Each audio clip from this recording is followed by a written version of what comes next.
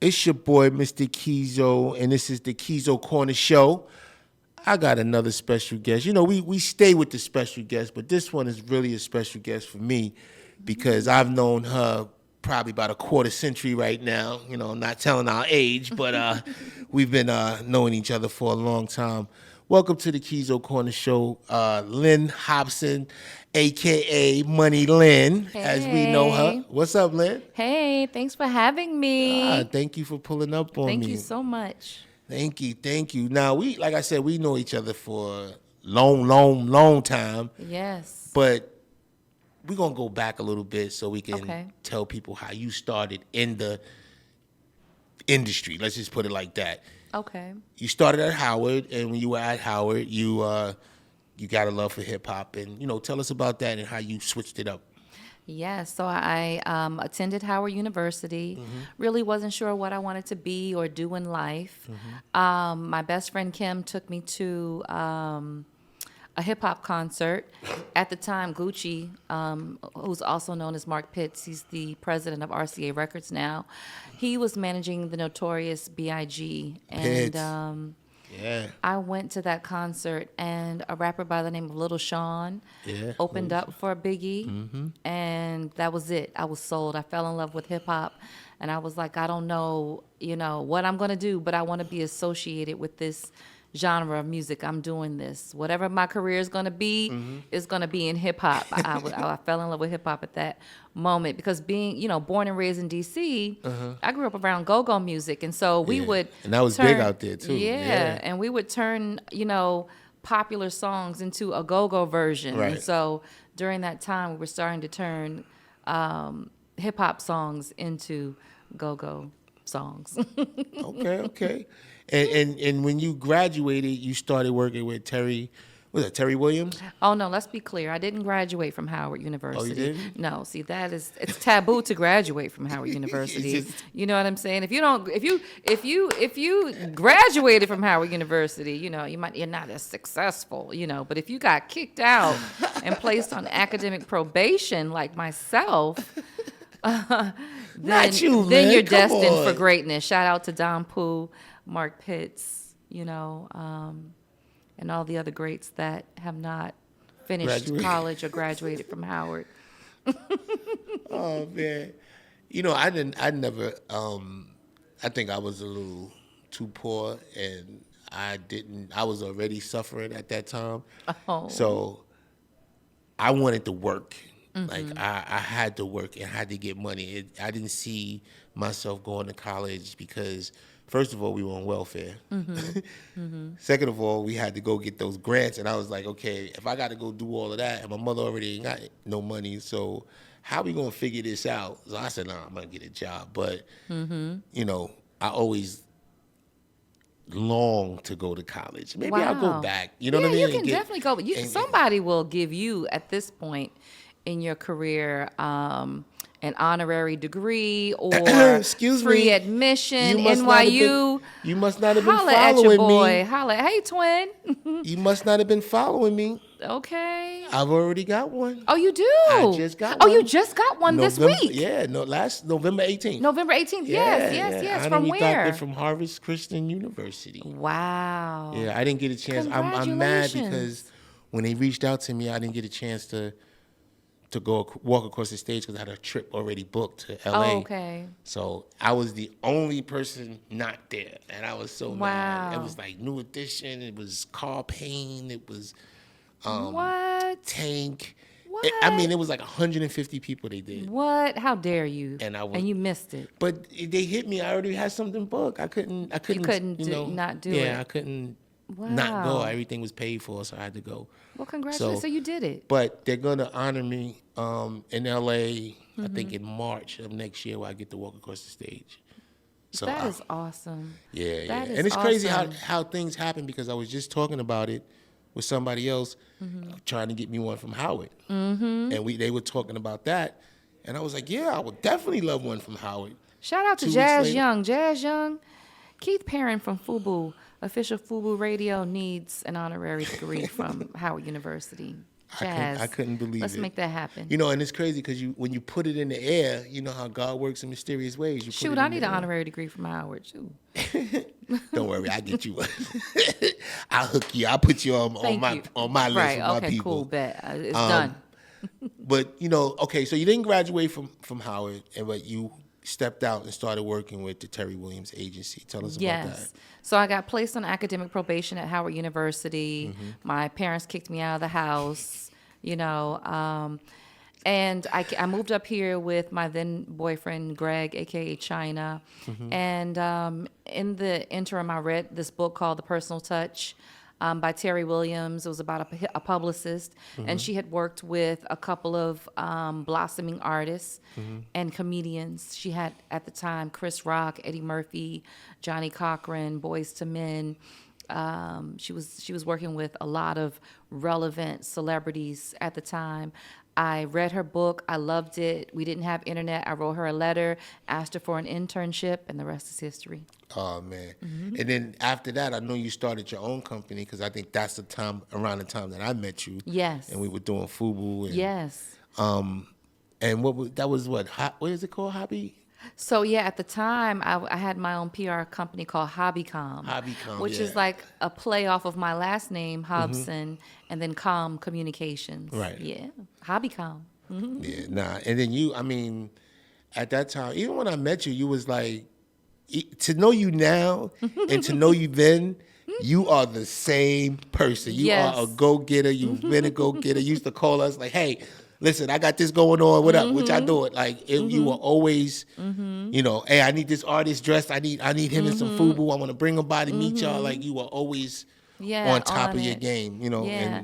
And you guys you guys are the same also, just very humble, very grassroots. You guys were never like, oh, you need what? I will have my assistant call your assistant and get on my calendar. And I remember when you guys had the office at the Empire State Building, I used to bust up in there like, listen. I got Redman, I got Rockwilder. We got to go to Orlando for this music conference. They need FUBU. You know, let's go. You know, and you guys just always laid out the red carpet for whoever came through, and I love that. And you know, I always tell people, like, with us, people don't understand, other companies rather, don't understand how we were so popular. And I always tell them, like, you guys look for the people on top, and we look for the people who are coming up. And we develop relationships with them on their way up, so that when they get up there, they remember. They can be like, "Yo, y'all been rocking with me." Like, you talk to Buster, you talk to, you know, Nas or Fredro Starr. Like, these guys were there coming to the house, like picking up clothes. Right. You know, like when Buster wore that ski jacket, that scuba jacket rather, that we had in this video.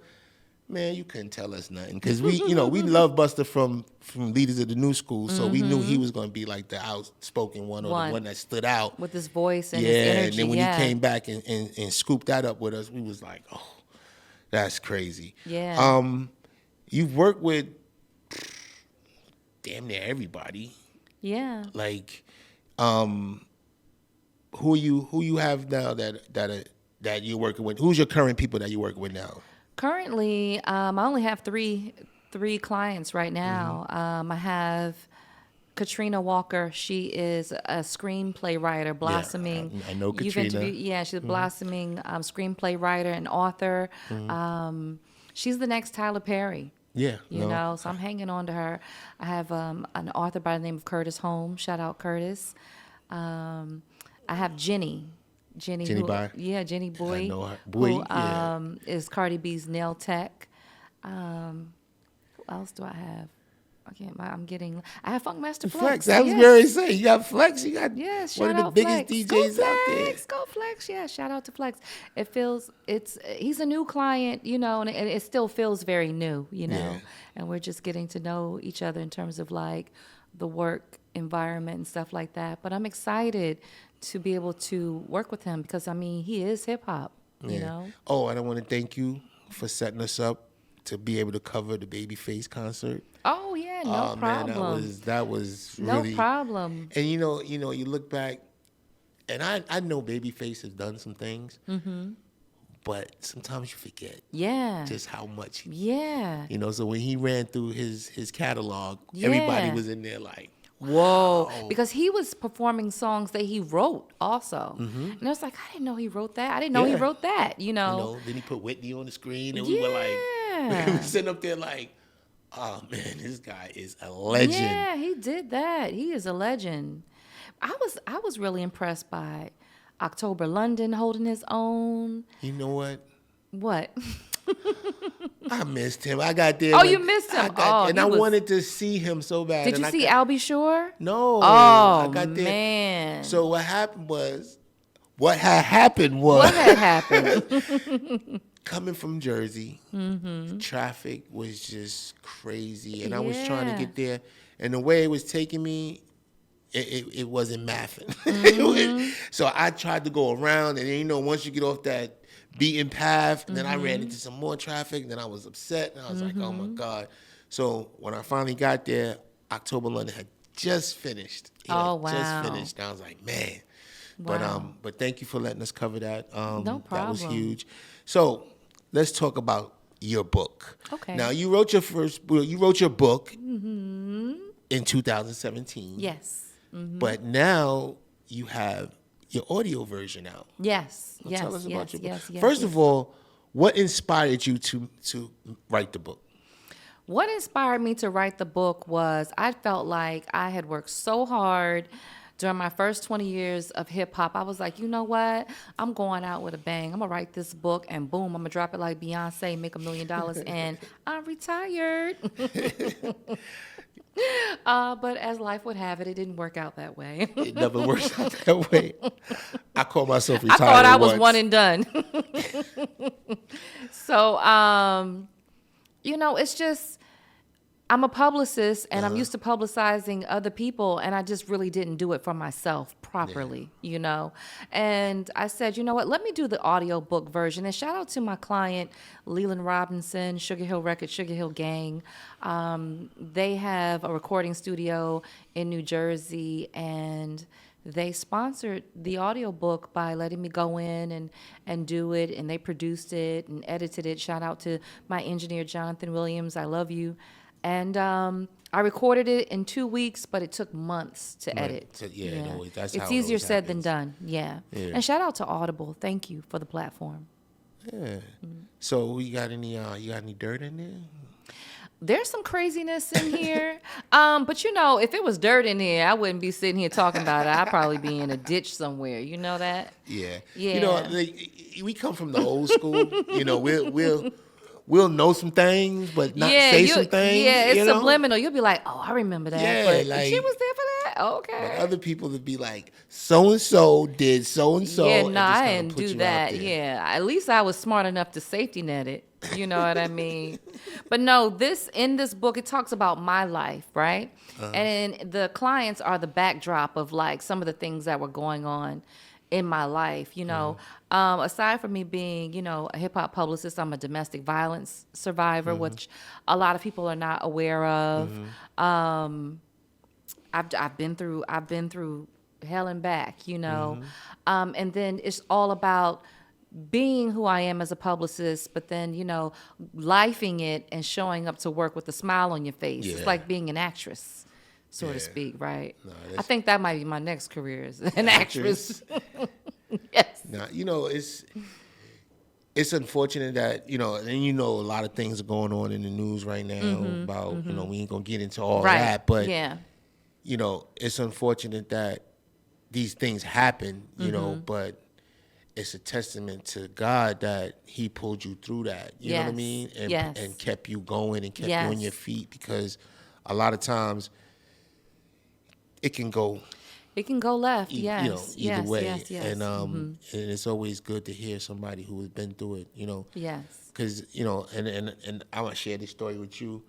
Like, I almost committed suicide Really? in 2011. Wow. You know, and it was me trying to deal with the depression that I was going through, not knowing how bad it was. You know what I mean? So I'm like 2 seconds from being out of here, and my wife, she sleeps really, really Light? not light, but not too hard. Okay. But she doesn't hear like if you get up to go to the bathroom and all. She don't wake up for that. Wow. So I did it like really sneaky, and I went in the other room and the light just came on. Like when I was going through it and I was crying and just. And I've never cried like literally. Did your wife, was she aware that you were going through depression? She knew I was going through it, but she didn't realize how bad it was. How bad? You know what I mean? Because in my mind, I'm like, man, why is everything going left? Like, and I'm trying to figure it out. I used to say I'm like the Aflac duck. I'm trying to patch this hole and patch that hole. And I just got to a point and I was just like, forget it. Like I can't do it. And when I got to that point, the light, she just turned on the light. Like she just woke up out of nowhere and Look turned at up the God. light. And I was like, wow. So she actually saved my life that night, or God put her to save my life. She was an intercessor. Yeah. Yeah. And then I'm sitting there and I'm like, okay, I've hit rock bottom. So the only way to go is up. And I probably really needed to talk to somebody and deal with some, and I probably still need to talk to somebody, but I feel like that's past, that's in the past Right. now. I channel my energy different. I don't think about all that stuff. Like the things that I was thinking about back then are not the things I'm thinking about now. Right. So, and I say this because I had to let go who I was, and people be like, "Oh man, why you say that?" And I'm like, Yeah. you don't understand the stigma attached with being in the light sometimes." Right. So I had to let go of that person and that image, and kind of create what I'm going to become. You know what I'm saying? So I usually say it like, I had to let go who I used to be to become who I need to be in the future. You know what I mean? I totally understand. And a lot of people don't know that about me. When I tell them, they be like, "What?" I'm not surprised. I mean, know? I listen. But it was crazy. Like I Yeah. was really going through it, and Yeah. like I rather the success than the fame. Yeah. I Absolutely. literally like I'm super comfortable now. Yeah. I don't need to be everywhere. I don't need to be Yeah. standing on couches with a table full of bottles. Like, look at me, I'm balling, and I'm so happy at coming to work, busting my ass, doing what I got to do, and going home, sitting on my couch, watching my TV. Right. And Right. and I'm happy. I think I'm happier now than I was back then. Right, because you have more of a balance of life. Yeah. Yeah. Because you get out there like Having a balance is important. Because it'll eat you up and it'll spit you out. Yes, it will. And that's what I was going through. So. Yeah. Yeah, and it's just like, and we witnessed it. Your legacy can be wiped out just like that. Just like that, you know. See, you gotta watch, how you treat people on the way up the ladder, And I think that's the good thing for me. Like I always treated people with respect. I was always humble. I was never on some Hollywood. You know what I'm saying? So they mess with me. So I could still turn around to certain people and have conversations and really deal with people and not go through now you come back around here and with your tail between your legs. It's like, nah, we not doing that. So Right. But what else? I know you got a million things going on. The end of the year is coming up. You got anything popping? I know you're doing some things. Yes, in a few weeks. I'm doing the Moneyland Pop-Up Shop and Expo where you are hosting and you will be a panelist. Yes. And you will be sharing your keys to success. Yes. And I would love to hear how you overcame that dark period of definitely. your life because, a lot of people are going through it right now. I actually co-authored another book called Finding Joy, Not Suicide with my psychologist, Medina Brown. And, there are a lot of people, a lot of entrepreneurs out here that are going through it financially, myself included, you know what I mean? And so it's important that if we don't have anything monetary to give, that we give back in some way, which is our advice and how do we get through it, Right. because people are looking for just a glimmer of hope, a glimmer of inspiration. And I know I've been around you long enough. I know you can bring it. Oh no, no, Especially now you sharing that you went through, yeah, no. I just because thinking about suicide. yeah, because I see people going through it, and I see people going through depression, and it brings me joy sometimes that when I even mention it, that people are like, wow, I didn't know you were going through that. And then they start sharing the stories with me. Like I had a conversation yesterday with a guest I'm going to bring on, and he deals with that. So he was telling me his version of him almost, committing suicide. So when he told it to me, I shared my story, and he was like, what? So what started as an introduction wound up being like a 10, 15-minute talk. Wow. Just because we kind of You clicked on yeah, that. we clicked on that. Yes. So Yes. I don't have a problem. Like I've never really had a problem sharing it. Years ago I did. I didn't want anybody to know because I was like, I don't want nobody to know what I went through, and But it is what it is, It is and what it by is, me yeah. sharing it, I can maybe help somebody else in their situation. Absolutely. Because Yeah, it's even like absolutely. even with me dealing with the kids, like I really like talking to kids as opposed to talking to grown ass adults, because I figure I could change a kid quicker than Right. I can change an An adult. adult, yeah. Because sometimes you may be giving them advice, but sometimes people see what they see, and if they don't see this or that, then they like, yeah, all right, I hear you what you're saying, but well, with a kid, it's usually different because you don't have that person coming back to your community saying, a person that looks like you, talks like you, dresses like you, giving you the advice that you need to get to the next level. So I usually like dealing with the kids, and that brings me a lot of joy, just being able to change one kid. You know what I mean? So, Yes. but yeah, I'll share my story with you, That is awesome. and definitely, That is I'm awesome. looking forward to it. And it's in what is it? December Next week? 17th. No, It's 2 weeks. like 2 weeks. Almost, Yep. almost 2 2 weeks. weeks from Yeah. now. Yeah. All right. Yeah. And you got something else coming up, like next Thursday? You doing something? Yeah, I'm doing an emerging artists party with Flex and Hot 97, along with Hot 97 and WBLS. They're just looking for the next generation of emerging artists. Yeah. I mean, everybody's kind of tired of hearing the same thing over and over again. So he's just like, who's next? Bring them out, Lynn. Let's And see what it's looking like. Let's see what it's hitting for. It's funny because I started this radio station for that very reason. I Really? was tired of hearing the same 20 artists every day. This morning, I'm listening to Breakfast Club. They play Sexy Red and Drake. They have a conversation. They play another song. Come back for a little conversation, and then they play Sexy Red again. And I'm like, I looking at my wife. I said, didn't we just hear this song? She was like, yeah. I said, that wasn't even a half an hour when we playing the same songs. So Yeah, they'll play it like over and over again. yeah. So when I started this, it's after a while you got to wonder, like, okay, are they being paid to play this record that many times? no, they Like, definitely. it gets so redundant sometimes. And then when I started this radio station, I used to play all the 90s, early 90s and early 2000s. And I didn't want to be in the same vein as the radio stations that were playing the same songs. But then eventually I figured out, I was like, okay, if I'm doing that, how am I going to reach the young kids? How am I Right. going to give them a platform to play their music? So I went and created a show called The Power Connect, where Okay. we break new artists. We give them shots. We do interviews and everything. And then eventually I came around and I said, okay, I'm going to play the songs that are out now, but I'm also going to give you a blast from the past. So I'm going to keep it mixed up. I'm not going to just play 20 songs and that's it. Right.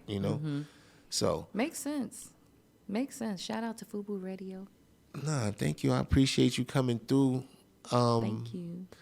Anything else you want to let us know or got going on? Because I know you got your hands on everything. Let's see. This woman got her hands on PR. everything. PR, the Moneyland Pop-Up Shop and Expo. I'm working on a few books. I have a few books out that I've co-authored with a couple of people, and I'm getting into the cannabis space in New Jersey. Yeah, Yes, that's what yes, I yes, know. yes. I knew it was something else that you Yes. were doing. Because cannabis and entertainment goes hand in hand. Oh, definitely, Yeah. most definitely. So why not take a jab at it? Yeah, well, definitely let me know. I'm going to pull up on you. Okay, please do. Definitely Would gonna love pull to up give on you your own strand. Oh, yeah, yeah. You know, I was having that conversation with somebody. I was trying to have that conversation with somebody, and they were just taking me, like, people used to come at us and talk about it, but then the way they was explaining to me was like totally different from when they initially explained it to me. But you know, just let me know. I'll pull up on you, Okay. and when you launch it, let me know when you launch, and I'm coming to everything, the opening launch and everything. So just let us know. So let people know where they can find you, Lynn. You can find me at Money Lynn and Friends, or you can find me at I am Lynn Hobson, and Lynn Hobson on any social media platform. Yeah. Yeah. So thank you, Lynn. Thank Appreciate you. you coming out. I Thank see you you. in a couple of weeks, See and you. we'll be doing our thing. Yes. All right. I tapped Thank you. into Mr. Keezo's corner, right? Peace. Peace.